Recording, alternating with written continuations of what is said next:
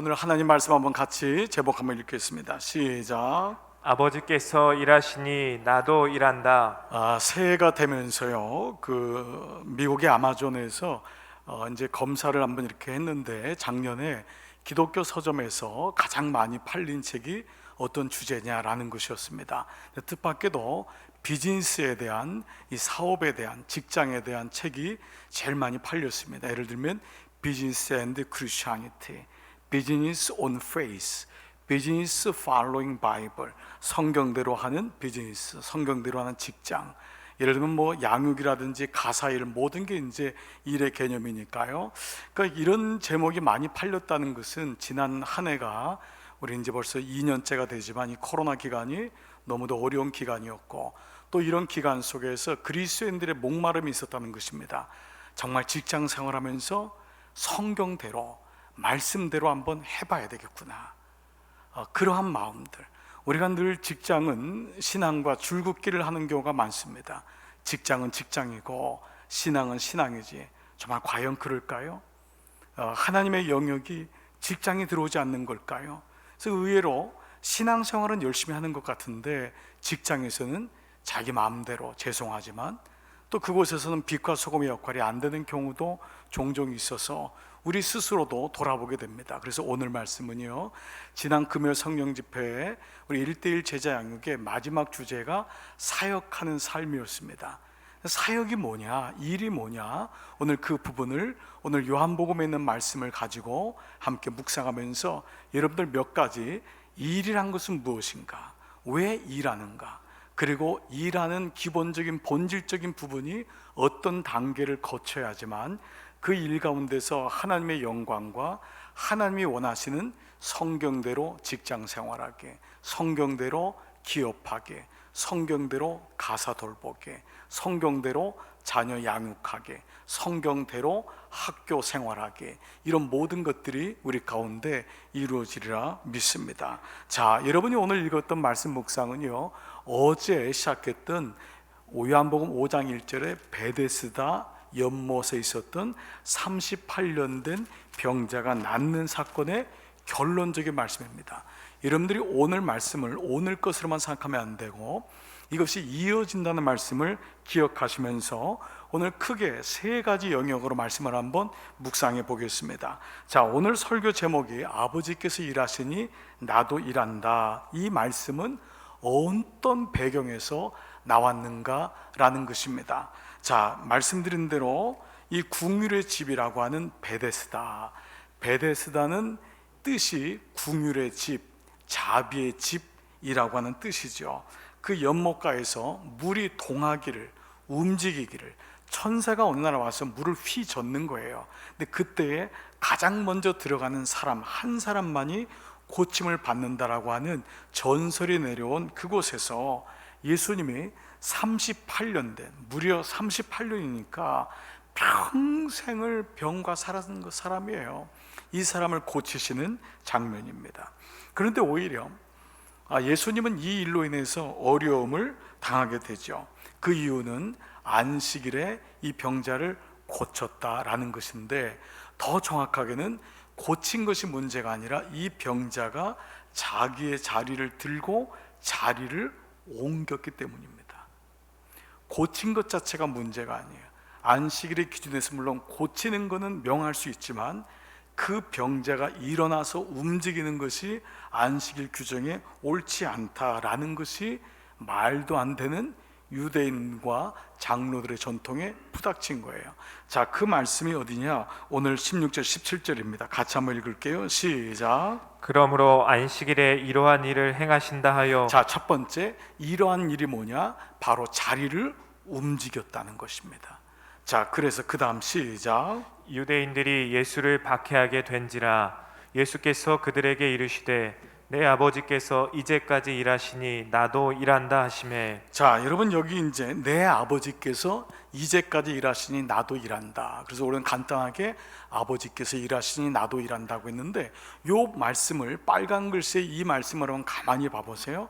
이 말씀이 예수님의 십자가 죽음을 앞당시키는 단초가 됩니다. 왜 그럴까요? 바로 첫 번째 단어인 내 아버지입니다. 유대인들은 하나님을 아버지라고 부르지 않습니다. 물론 간혹 하나님이 어떤 분인지를 알고 부르시는 사람은 있을지 몰라도 이건 보편적인 단어가 아닙니다. 게다가 my father예요. 내 아버지. 요한복음에 아버지란 단어가 파테르라고 하는 헬라어를 씁니다. 이 파테란 말이 요한복음에 몇 번 나오냐? 무려 115번이 나옵니다. 그러니까 사복음서를 합해도 이 정도가 안 될 정도예요. 그러니까 복음서, 사복음서에서 요한복음은 아버지란 단어를 계속 반복하는 거예요. 지금 어떤 의도가 있는 것이죠? 예수님과 하나님과의 관계가 어떠냐? 그리고 너희는 하나님을 정말 아버지라고 부르느냐? 여러분에게는 하나님이 어떤 분이세요? 제가 한번 여러분 여쭤보겠습니다. 여러분, 하나님이 어떤 분이세요? 혹시 멀리 계신, 저 하늘에 계신, 근데 지금 요한복음은 내 아버지요, 파테르란 말을 105번이나 15번이나 반복적으로, 그런데 게다가 나의 아버지입니다. 이 다른 복음서에는요 보통 너희 아버지, 우리 아버지 이런 말이 있는데 요한복음에는 우리 아버지, 너희 아버지 이런 단어가 하늘에 계신 아버지 없어요. 오직 나의 아버지, 이것만 있는 거예요. 그러니까 너희 아버지는 복수격으로 쓴 게 한 번 나와요. 그렇지만 모든 요한복음엔 나의 아버지만 쓰이고 있다는 것입니다. 이것은 예수님이 어떤 분인가? 태초에 말씀이 계시니라. 말씀이 하나님과 함께 계셨다. 그분이 어떤 분인지를 설명하고 있고요, 그리고 그분이 근본 하나님의 본체시라는 것을 말씀하고 있는 것입니다.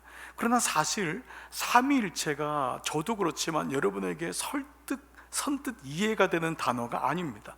아니, 어떻게 예수님이 아들이시면서 본체시고 그분이 창조 때부터 계셨을까?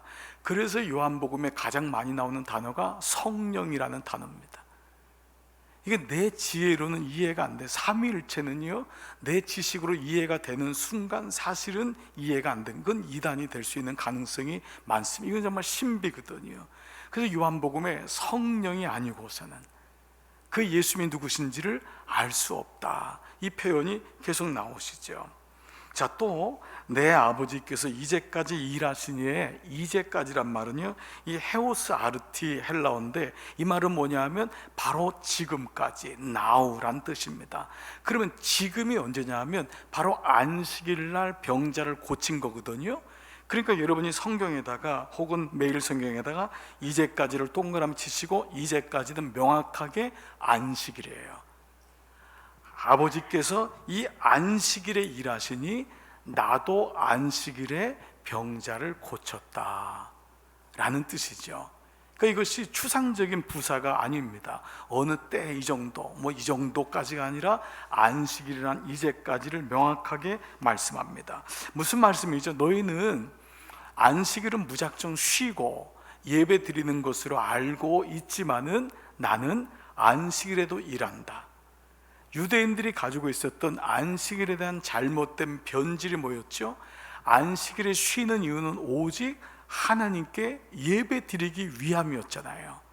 그것이 안식일이 귀한 것이었는데 유대인들은 그 안식일에 6개밖에 안 되는 항목에다가 무려 39개의 전통을 합해가지고 꼼짝달싹 못하게 해버린 거예요. 안식일을 정말 하나님이 우리에게 주셨는데 그 안식일 자체가 잘못된 이 감옥이 되어버린, 율법이 되어버린, 그래서 하나님이 안식일에도 일하시니 내가 이 병자를 고치는 것이 무엇이 문제냐라고 말씀하세요. 그러면 세 번째 우리가 묵상하는 게 아버지께서 이제까지 일하시니 나도 일한다. 일한다는 개념을 쓸 때 예수님이 헬라어 단어에 여러 가지 단어가 있는데 이 단어를 썼어요. 여러분에게 한번 소개를 해볼게요. 에르가제타이라는 단어를 썼어요. 이 에르가제타이를 여러분께 말씀드리는 건, 에르가제타이라는 단어는 반복과 계속을 의미하는 과거부터 지금까지의 시제인 현재 완료형이에요. 그러니까 에르가제타에는 지금 내가 일하고 있어, 현재 진행형이나 일했어가 아니라 과거부터 지금까지 계속 반복되고 그리고 계속되는 현재 완료형이라는 거예요.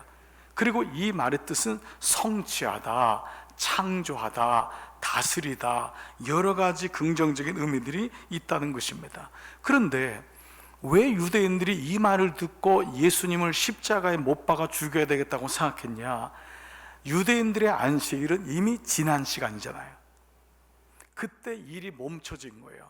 하나님이 안식하고 창조하신 다음에 쉬었으니까 우리도 쉰다라고 하는 개념으로 이해했는데, 예수님 뭐예요? 내 아버지가 이제까지 안식일도 일하시니 그 하나님은 쉬지 않으시는 하나님이라는 거예요. 그 하나님은 한 인생 38년 된 병자를 궁일에 계셔서 지금도 그를 일으키시는 것이고, 안식일은 쉬는 차원의 개념이 아니라 생명을 낳고 구원을 받는 것이 안식일의 목적이다. 그래서 내가 안식일의 주인인데 너희는 안식일을 생명이 없는 정말 율법적인 회칠한 것으로 만들었구나. 너희 안에 생명이 있다면 38년 된 병자가 일어나는 것이 무엇이 문제겠냐? 하나님이 그 영혼을 살리는 것이 안식일에 정말 위배되겠느냐라는 메시지를 주고 있는 것이 바로 이 말씀 에르가 제타이라는 말씀입니다. 그래서 이 안식일에 대한 일하심, 이 에르가 제타이의 진정한 의미를 오늘 본문 마지막 절 20절에서 이렇게 말씀하고 있어요. 자, 요한복음 5장 20절 오늘 본문 마지막 절인데요, 미리 한번 읽을게요. 시작. 아버지께서 아들을 사랑하사 자기가 행하시는 것을 다 아들에게 보이시고 또 그보다 더 큰 일을 보이사 너희로 놀랍게 여기게 하시리라. 자, 그보다 더 큰 일은 뭐냐면 38년 된 병자를 고치는 것보다 더 큰 일을 보이사 너희가 놀랍게 놀라움을 가질 것이다. 그러면 보통 성경에서 여러분 더 큰 일은 뭐냐 하면 구원에 대한 이야기를 하실 때마다 쓴 거의 이 말은 문장적인 걸로 보면은 늘 쓰는 말씀이 바로 더 큰 일입니다. 즉 38년 된 병자를 고치는 것으로 놀라느냐? 내가 너에게 이보다 더 큰 일을 행할 거다. 구원의 일을 행할 거다. 이것이 너에게 안식일을 준 이유이다. 예배를 통해서 그 수많은 영혼들이 하나님을 알게 되고 구원의 그 비밀을 깨닫게 될 것이고, 진정 예배해야 될 대상이 누군지를 알게 하는 구원의 성취를 안식일의 주인인 내가 이것을 너에게 보일 것이다 라고 하는 메시지를 통하여서 안식일의 의미가 무엇인지를 말씀하고 있는 것입니다. 자, 내 아버지께서 이제까지 일하시니 나도 일한다. 그러면 우리가 좀 더 일이라는 부분을 두 번째 묵상으로는 현실적인 개념으로 한번 생각해 보겠습니다. 자, 여러분도 지난 어제까지 참 일주일 동안 애 많이 쓰지 않았습니까? 직장에 가야지만 일하는 게 아니지 않습니까? 오히려 요즘은 가사 노동이라고 하지 않습니까? 애를 돌보고 새끼를 준비하고 가정을 돌보는 것, 이 모든 것이 일입니다. 일하지 않는 사람은 아무도 없습니다. 직장에 가야지만 일하고 높은 직위를 얻어야지만 일의 보람을 느끼고 그런 것 아닙니다. 학생들도 일합니다. 네, 어떤 엄마가 이러더라고요. 나는 일하니까 너는 공부하렴. 이건 일에 대한 잘못된 개념입니다. 아이에게는 공부가 일입니다. 엄마가 나는 일할 테니까 너는 공부하렴. 이것도 예를 들면 그렇게 우리가 개념적으로 이해하지만 모든 살아가는 활동 자체가 일입니다. 그러면 이 일에 대한 성경적인 의미는 뭘까요? 여러분 오늘도 일하러 부득불 가시는 분이 있을 거예요. 그러면 우리는 여러분에게 얼마나 수고하셨어요, 얼마나 애쓰셨어요, 얼마나 힘드셨어요 라고 보통 얘기를 하죠. 사실 우리나라도 한때 있었던 생각 중에는 직장에서 빨리 은퇴하는 것이 축복받은 인생이라고, 잘 사는 인생이라고 생각했던 적이 있었습니다. 우리나라 농사 짓고 일하는 게 너무 힘들어서 일로부터 벗어나는 것이 마치 인생을 잘 사는 것처럼 생각했는데, 이제는 선진 문화가 들어오고 선진국이 되면서 나이가 들어서도 일을 하는 것이 축복이구나, 이게 몸이 건강하다는 거구나. 그러니까 오히려 나이를 들어도 보수를 안 받아도 봉사하러 가는 분이 너무 많은 거예요. 여러분 미국이나 유럽을 가보십시오. 병원이나 학교에요, 백발이 상상한 할아버지 할머니들이 다 앉아서 배지를 달고 웃으면서 다 영접합니다. 그분들이 다 무보수 자비량 봉사위원들입니다. 왜 나오냐 그러면 이게 기쁨이 되니까. 다 나와서 기뻐하는, 커피 다 빼주고요, 젊은 사람들하고 대화하고, 그러면서 점점 건강을 유지하는 밝은 인생을 삽니다. 근데 우리나라도 한때는 빨리 은퇴하고 골프나 쳐야지, 여러분 그것도 쇠막대기로 얼마나 치겠다고, 몇 번 치면 그것도 힘들어요. 이것도 힘들구나, 그거 어렵게 되는 거예요. 그 골프 치는 것이 뭐 인생의 목적도 아닌데 어느 날 그렇게 들어와 버렸어요. 그리고 또 적지 않은 크리스찬들의 생각 중에는요, 일 안 하고 사는 것이 하나님의 축복이라고 이렇게 생각한 사람도 있습니다. 일 안 하고 사는 것이, 혹시 젊은 분 중에도 그런 분이 있을지 모르겠어요. 나는 부모로부터 받은 유산이 있으니까 일 안 하고 살면 되지, 뭐 놀면서 살면 되지. 백수가 과로 사는 겁니다, 여러분. 놀면서 산다는 게 말이 안 되는 거예요. 그러면 왜 이런 부작용들, 이렇게 잘못된 인식이 들어왔을까? 성경을 보면 이것이 잘못된 생각임을 알게 됩니다. 이미 하나님은 천지 창조를 통해서 일하셨어요. 물론 그분은 말씀으로 지으셨지만은 그것을 성경에서 다스린다, 창조한단 말을 일의 개념으로 우리는 이해하게 됩니다. 그런데 그렇게 일하셨던 그분이 매번 하신 다음에 좋다, 참 좋았다, 이건 일에 대한 성취입니다. 하나님 스스로 창조자이신 그분도 모든 걸 창조하시고 보시기에 좋았다라고 하셨는데, 우리가 보통 일에 대한 잘못된 생각이 창세기 3장 인간의 타락 이후에 결과가 일이다 라고 생각하는 분들이 적지 않다는 것입니다. 우리가 하나님을 떠난 것에 대한 결과가, 하나님의 저주가 일이었어. 하나님 안에 있었으면 일 안 했을 텐데. 그리고 어떤 분은 그래서 천국 가면 일 안 하니까 좋다, 이것도 성경적이지 않습니다. 천국에 가도 일합니다. 우리가 생각하는 그런 일이 아니지만은 그 일 자체가 하나님의 창조이기 때문에 어떤 모습으로든지 아름다운 일을 하게 돼 있다는 것입니다. 그러면 창조 전, 창조의 창세기 3장에 타락 전에 나와 있는 말씀 중에 하나가 창세기 2장 15절인데요. 자, 한번 보세요. 여호와 하나님이 그 사람 아담이에요, 에덴 동산에 두어 그것을 경작하며. 이건 타락 전의 사건이에요. 타락은 3장이잖아요. 근데 2장에 이미 아담이 뭐 하고 있죠? 일하고 있어요. 여기 경작함의 단어를 일부러 집어넣는데 히브리어로 아바드란 단어예요. 아바드는 뭐냐면 그 말대로 노동한다, 땅을 일군다. 근데 이건 아주 좋은 의미입니다. 굉장히 좋은 의미예요. 여러분들이 마치 굉장히 기분이 좋아서 직장 나가서 일하는 게 보람차다 할 때 단어가 바로 아바드입니다. 그래서 이 아바드는요, 일의 성취라는 단어도 있고요, 다스리다, 땅에 있는 모든 것을, 바다에 있는 기는 것을 너희가 다스려라 라고 하는 명령을 받아서 하는 것이 아바드입니다. 이미 하나님이 아담에게, 아담이 하나님 앞에 죄를 짓기 전에 일하는 게 하신 것을 보게 됩니다. 즉 일이라는 개념은 바로 아주 좋은 개념이고 행복한 것이고 하나님의 명령임을 알게 되지요.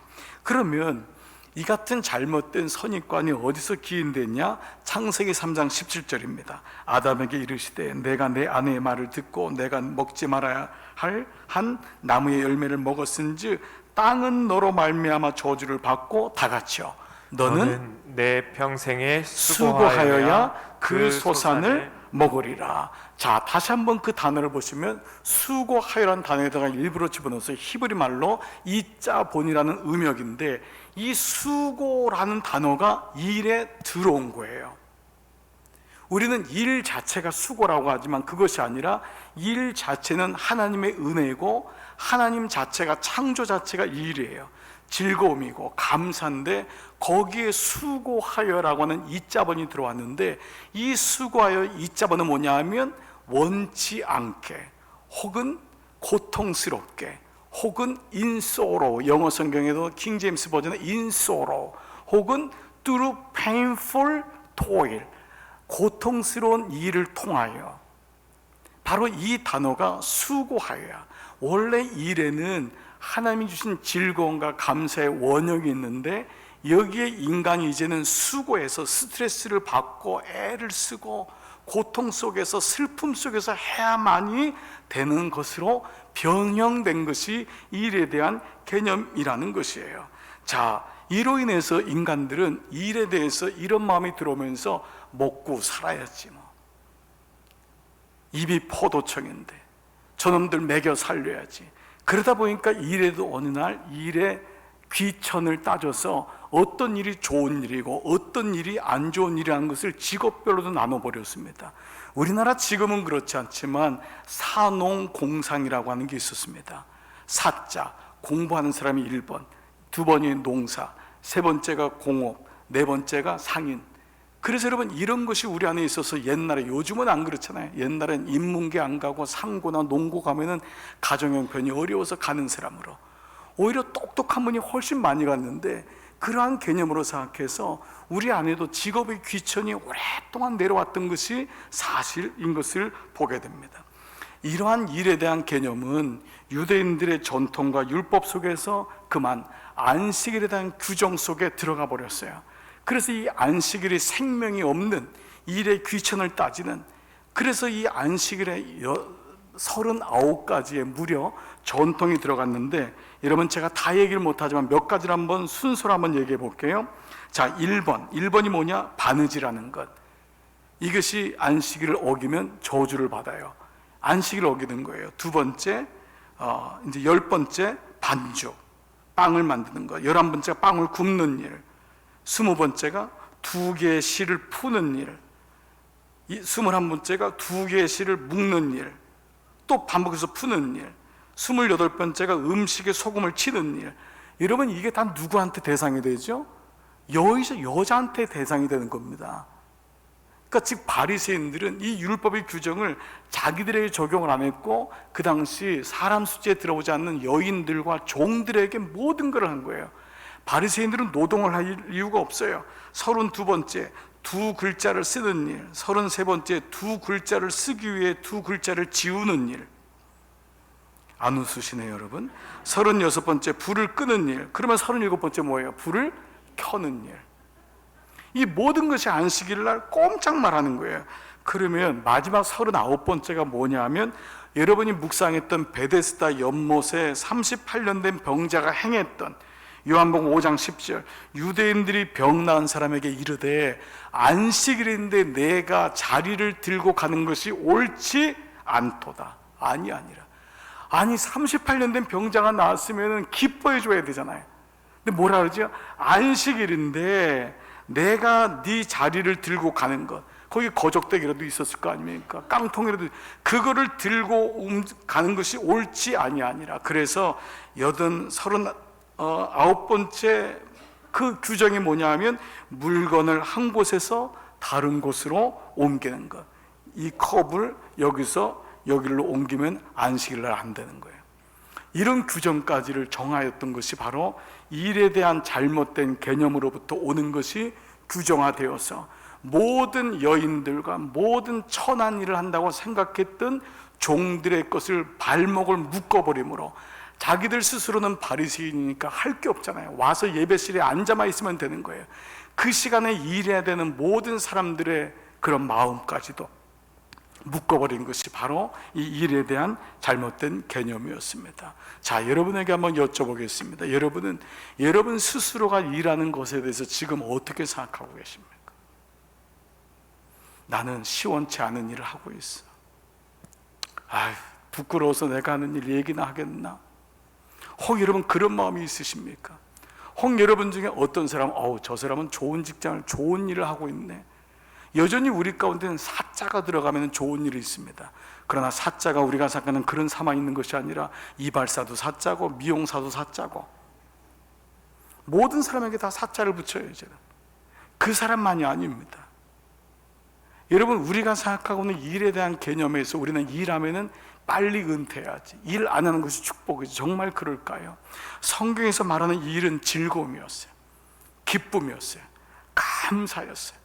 아침에 일어나서 눈을 뜰 수 있기 때문에, 손에 일할 수 있는 힘이 있기 때문에, 움직일 수 있는 발이 있기 때문에, 야, 내가 지금 이 나이인데도. 여러분, 제가 그냥 편하게 여러분 말씀드리잖아요. 그리스도인에게 은퇴가 없단 말이에요. 어느 영역이든지 모든 사람이 다 일을 하는 것입니다. 우리 어르신들은 손주들을 돌보는 것, 이건 너무 큰 일입니다. 내가 하는 일이 없으니까 애나 데리고 그냥 학교나 다녀야지. 그렇지 않습니다. 그 아이에게 할아버지의 정신적인 세계, 할아버지의 믿음을 전수할 수 있는, 자식 키울 때 누가 그렇게 얘기를 많이 봤습니까? 손주니까 보이기 시작하고, 이런 모든 것이 보이기 시작합니다. 젊었을 때는 새끼를 만드는 것도 할 수 없이 만들었어요. 나이가 들고 보니까 한 끼 한 끼를 만드는 게 얼마나 기쁨이고 감사하고, 이런 음식 만드는 것조차도 우리에게 생각이 다르게 들어오는 것입니다. 아무리 높은 곳에 있어도 하나님을 떠나서 일에 대한 잘못된 생각을 가지고 있다면 죄를 지을 수 있는 자리가 되지만, 아무리 세상 사람들을 보아도 낮은 곳에 있는다도 또 그곳에서 하나님을 발견할 수 있다면, 그래서 이제 세 번째 묵상이 뭐냐 하면, 이 예수님은 하나님의 일하심이 어떠한 건지를 말씀해 주시면서 세 가지의 단계를 우리에게 보여주십니다. 자, 예수님은 아버지 하나님이 무엇을 하시는지를 보지 않고는 내가 이 일을 하지 않는다라고 말씀하십니다. 즉, 예수님이 38년 된 병자를 고친 건 자기 임의대로 한 것이 아니라 아버지께서 일하셨기 때문에, 아버지가 일한 걸 봤기 때문에 나도 일한다고 말씀하십니다. 자, 여기에 대한 말씀이 19절인데요 같이 한번 19절 읽겠습니다. 그러므로 시작.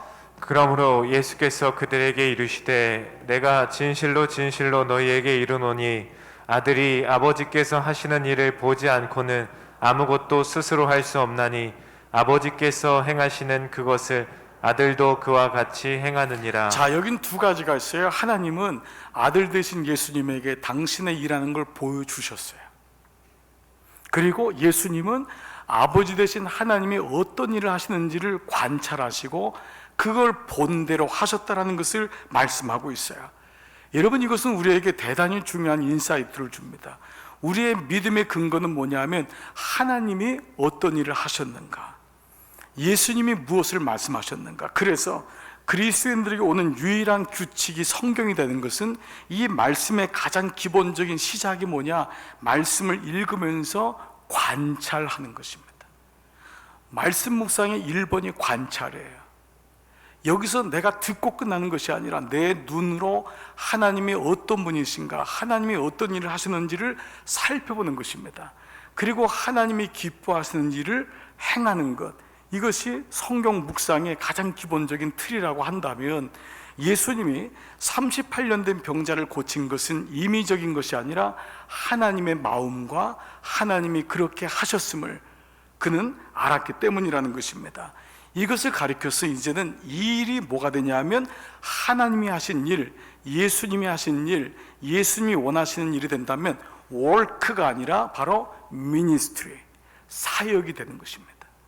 내가 일하는 일이 그저 먹고 살고 자녀들 기르기 위해서 물질적인 공급을 받기 위함이 아니라 하나님이 원하시는 일, 하나님이 어떻게 이 일 가운데 원하시는 것이 있는지를 관찰해 간다면, 그것은 이 일에서 끝나는 것이 아니라 사역으로 간다는 것을 보게 됩니다.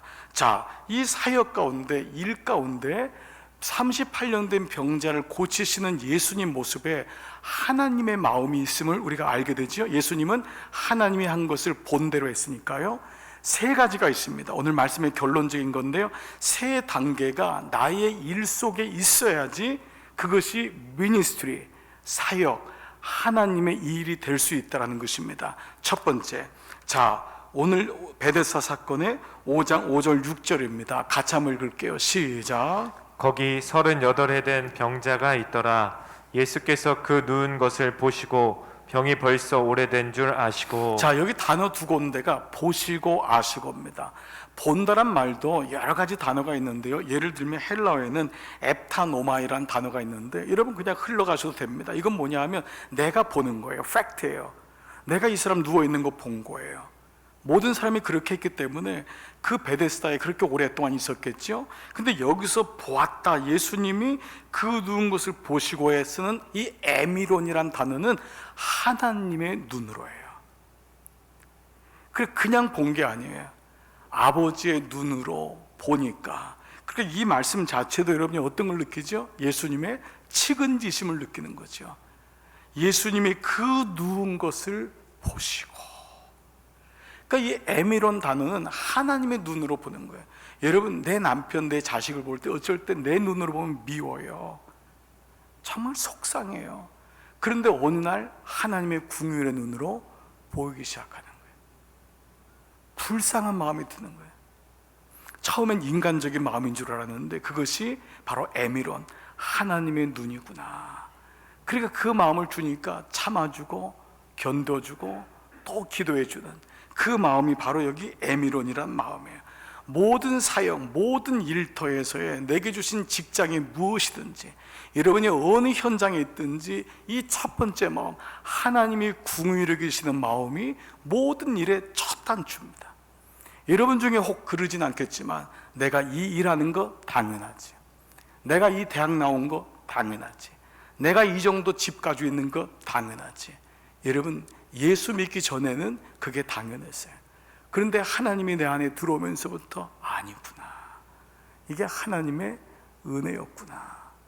하나님이 불쌍히 여기셔서 정말 흙수저 같은 나에게 이렇게 여기까지 인도하셨구나. 내 배에서 이렇게 귀한 아이가 나왔구나. 감사하구나. 이것이 모든 일의 초점, 첫 번째 단추가 되는 것입니다. 이 베데스다 연못에는 이상한 전설이 있었는데, 천사가 내려와서 물이 움직일 때 가장 먼저 들어가는 사람이 남는 거예요. 그러면 누워있거나 병이 심한 사람은 100년 있어도 들어갈 수가 없는 거예요. 그런데 베데스다의 뜻이 뭐예요? 자비의 연못, 자비의 집, 궁율의 집이란 말이에요. 그래서 이 집은 사실은 하나님이 주신 이름이 아니라 유대인의 율법, 유대인의 성전을 의미하는 것 아니에요? 율법을 많이 지키면 복을 받고, 그래서 자기가 율법을 지킨 대가로 인해서 은혜가 온다고 생각하는 종교가 되어버린 베데스다의 연못, 그 베데스다 연못에서 경쟁의 시대가 되어버린 그 시대 속에 하나님이 그를 궁휼히 여겨서 그를 고쳐주시는 거예요. 오늘 우리의 무엇 때문에 내가 구원받고 무엇 때문에 여기까지 온 것이 아니라 하나님의 궁휼하심 때문에, 하나님이 불쌍히 여기심 때문에, 그 은혜가 있을 때 그 인생은 첫 번째 단추를 여는 것입니다. 사랑하는 여러분, 이 마음이 이미 여러분 가운데 있을 줄 믿습니다. 이 마음을 잊으시면 안 됩니다. 주님, 나를 불쌍히 여기셨군요, 나를 궁휼히 여기셨군요. 그런데 우리가 여러분, 이 예루살렘 이스라엘을 성지순례 하신 분은 혹시 가보신 분이 있는지 모르겠는데, 예수님 탄생하신 베들레헴에 가면요, 예수님이 여기 정도 태어났을 거다 해가지고 거기다 교회를 세웠어요. 예수 탄생교회입니다. 이런 교회예요. 아주 건물로 잘 졌습니다. 커요. 그런데 이 교회는요, 정문이 없어요. 한참 뒤로 돌아가면은 정문이 여기예요. 이게 정문인 거예요. 보통 저 정도 크기면 여러분, 입구 엔트런스가 커야 되잖아요. 근데 이 크기가 얼마나 하면 사람이 고개를 숙여야 돼요. 폭은 1m, 높이는, 폭은 80cm예요. 이렇게 만든 이유는 뭐냐면 이교도들이 말을 타고 주님의 성전에 들어오지 못하도록. 그러나 이후에 이것은 좋은 전통이 되었어요. 숙이지 아니하는 사람에겐 은혜가 없다. 불쌍히 여김을 받는 사람에게 하나님의 은혜가 있다는 것입니다. 우리가 오늘 예배를 드리는 것은 내 잘난 맛이 아니지 않습니까? 하나님의 은혜로 왔음을 고백하고, 주님 자비를 베푸시옵소서. 우리 모두가 베데스다 연못입니다. 그 우리 교회가 베데스다 연못이 되는 것입니다. 누가 잘났고 누가 능력이 있고 그런 사람이 오면 박수치고 아니면 아니고, 그것이 아니라 모든 사람이 하나님의 은혜로 구원받는, 궁휼히 여김을 받는 것이 바로 교회가 되고 우리 예배가 되는 줄 믿습니다. 바로 이 모습을 보여주고 있어요. 그러면 두 번째 단계가 뭐냐 하면 6절 8절입니다. 이르시되 내가 낫고자 하느냐, 이르시되, 또 8절에도 이르시되 일어나 내 자리를 들고 걸어가라 하시니, 두 번 다 뭐죠? 이르시되 가라사대. 예수님이 말씀하셨다는 것입니다. 이런 만약에 불쌍히 여기는 마음, 궁휼의 마음만을 가지고 있다면 그 마음은 여러분들 아니고도 세상에도 깔렸습니다. 세상에도 불쌍히 여김을 받고 싶어하는 사람이 있어요. 그렇다면 우리가 다른 것은 무엇입니까? 우리 안에 하나님 말씀이 들어오는 것입니다.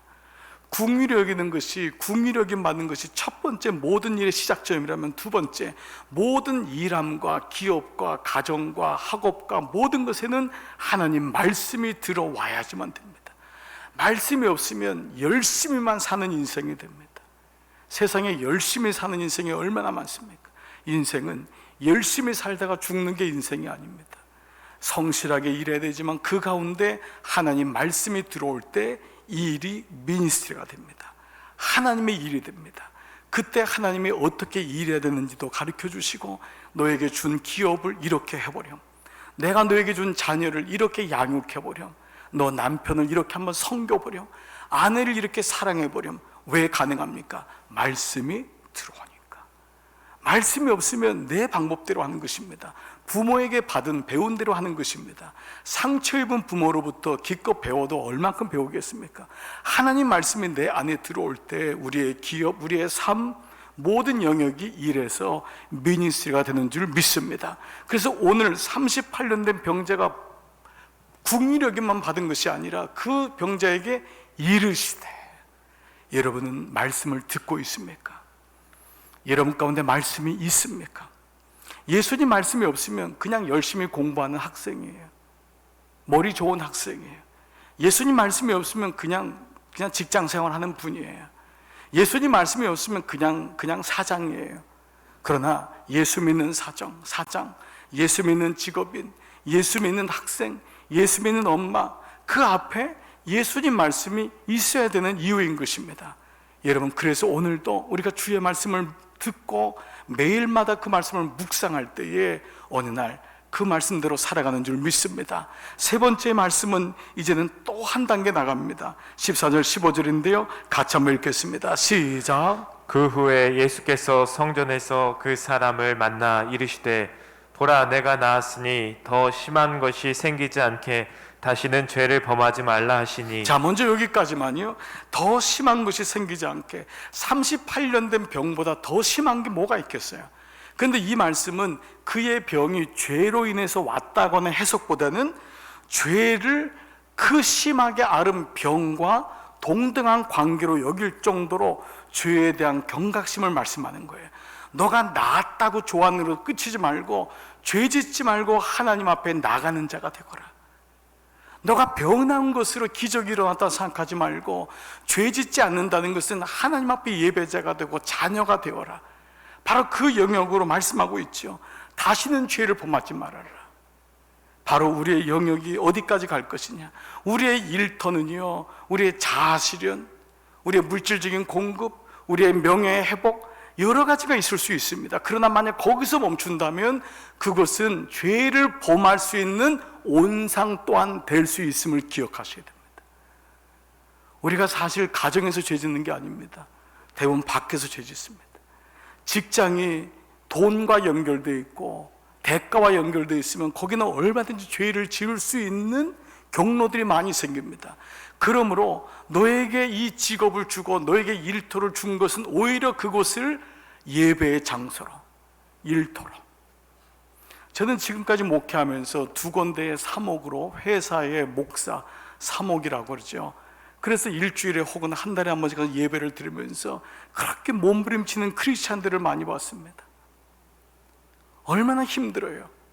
그 수십 명의 직원들을 데리고 애를 쓰는데, 그러면서 일부러 우리가 내가 예수 믿는다라는 걸 드러내려고 하는 것이 아니라 그 예배를 드릴 때마다 지혜를 구하더라고요. 하나님 앞에 성결해 드리려고. 세상 사람들은 이렇게 하라고 그러고 검은 돈을 들이대고 세금 안 내게 하고 여러 가지 모양으로 오지만 그 가운데서도 하나님의 뜻대로 말씀이 있으니까 죄를 범하지 말라 라고 하는 그 말씀을 받아들이는 거예요. 그래서 여기서는 바로 그런 부분, 바로 우리의 삶의 터전, 일터의 터전이 죄를 범하는 것이 아니라 하나님께 예배드리는 거로 회복해야 된다. 그리고 한 단계 더 나가면 그 다음 절, 그 사람이 유대인에게 가서 자기를 고친 이는 예수라 아니라, 그 일터가 하나님의 나라, 하나님의 기업, 하나님의 왕국이 되도록 하는 것, 그 기업을 통하여 하나님을 드러내게 하는 것, 나를 고친 이는 예수라 아니라, 나에게 이 기업을 준 분은 예수라 아니라, 이것이 궁극적인 바로 킹덤 비즈니스라고 합니다. 하나님 나라 기업, 바로 이 부분까지 가는 것을 말씀하고 있는 것입니다. 여러분들의 일하심에, 여러분들의 일터가, 여러분들의 어떤 모양의 일들이 하나님의 구원과 연결되었음을 잊지 마시고 그 기업을 통하여 하나님의 구원이 일어나는 귀한 통로가 되기를 주의 이름으로 축복합니다. 말씀을 마무리하겠습니다. 자, 오늘 말씀을 다시 한번 돌아보시기 바랍니다. 내 아버지께서 이제까지 일하시니 나도 일한다. 안식일까지, 오늘 이 시간이 하나님이 일하신대요. 어떻게 해요?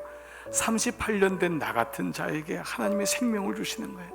나를 궁유에 여기셔서 나에게 뭐라 하죠? 일어나라. 너가 들고 있는 거 들고 일어나라. 오늘 주님이 이 안식일 날 우리에게 생명을 주시려고, 우리에게 마음을 주려고 일하시게 하는 거예요. 그 메시지가 바로 오늘 메시지인 것입니다. 오늘 이제까지 일하시니 나도 일한다. 여러분, 이 안식일 날 여러분들이 이미 예배를 드리며 하나님의 창조회를 시작하신 거예요. 말씀을 들은 거예요. 예수님 말씀이 여러분 가운데 있는 거예요. 궁일여김을 받으신 거예요. 그리고 이제 성전문을 열고 나가셔서 여러분의 일터, 가정을 하나님의 나라로 만드시기를 축복합니다. 나를 고치시는 예수다. 이 말씀 가지고 이번 한 주간도 끝까지 승리하셔서 우리 교회에 하나님의 기업을 자랑하는 분들이 많아지기를, 오늘 특별히 기업을 하시고 직장에 다니시는 여러분 모두에게도 정말 그런 마음으로 하나님의 나라가 세워지시기를 주의 이름으로 축복합니다. 아멘. 오늘 이 시간 마지막 찬양하기 전에요, 우리 1부 때는 설교 전에 소개를 해드렸는데 오늘 영유치부 2부 3부 예배가 있어서 여러분 주보를 보셨다시피 오늘 저희 교회에 우리 유아부, 영유아부 우리 담당 전사님이 새로 오셨습니다. 우리 앞에 나오시죠. 현세영 전사님인데, 전사님 마스크 한번 벗으셔도, 네, 정체를 밝혀야지. 우리 전사님이 우리 영아부 유치부를 섬기는 분이 전사님이시구나. 우리 교회 특별히 영아부 유치부는 어린아이일지라도 우리 모든 젊으신 부모님들의 기도의 대상이고 우리 조부모들의 얼마나 마음의 안타까움입니까? 어린 시절부터 예수를 잘 믿고 교회에 나와서 사랑받고 그 어린 귀한 생명들을 이제 우리 전사님이 올해부터 맡게 되셨습니다. 현세영 전사님이십니다. 여러분 기도해 주시고 우리 전사님이 우리 교회 어린 영유아부 사역을 잘 감당할 수 있도록 우리 교사들과 함께 이 일을 감당할 수 있도록 여러분 축복해 주시기를 부탁합니다. 자, 여러분 한번 두 손을 우리 현 전사님에게 한번 펼치시고 제가 기도하겠습니다. 참 좋으신 아버지 고맙습니다. 하나님, 우리 몸된 교회에 또 귀한 동역자를 허락하셨습니다. 현세영 전사님, 하나님 저를 부르시고 이렇게 훈련시키시고 이제 어린 생명들을 예수님 마음처럼 보담고 그들을 축복해주고 사랑할 수 있는 귀한 이 사역을 감당케 하심을 감사합니다. 사랑하는 교사들과 더불어 이 일을 감당할 때 힘주시고 성령의 기름 부음이 영유아부 특별히 그 사역 위에 축복하시고 넘치게 하여 주시옵소서. 특별히 사랑하는 부모님들과 소통하고 할아버지 할머니들과 서로 소통할 때에 어린아이를 잘 주님의 마음으로 양육할 수 있도록 주님 종에게 지혜와 아버지의 마음으로 함께하여 주옵소서. 감사합니다. 예수님의 이름으로 축복하며 기도드리옵나이다. 아멘. 아멘. 이러면 한번 큰 박수로 한번 축복하겠습니다. 고맙습니다. 네. 자, 여러분 이 시간 한번 성경 다 닫으시고 노트 닫으시고 자리에서 다 일어나셔서 우리 고백할 때에 주님, 내가 이제 일에 대한 개념 바뀌었습니다. 베데스다에 있었던 나를 주님 부르셔서 궁유를 해주시고 말씀해 주시고 나를 하나님의 청지기로 삼으셨습니다. 오늘 이 찬양 고백하시면서요, 오늘 예배 마무리하고 세상을 향해 나가도록 하겠습니다. 감사해요. 깨닫지 못했었는데 감사해요. 깨닫지 못했었는데 내가 얼마나 소중한 존재라는 것 태초부터 지금까지 하나님의 사랑은 항상 날 향하고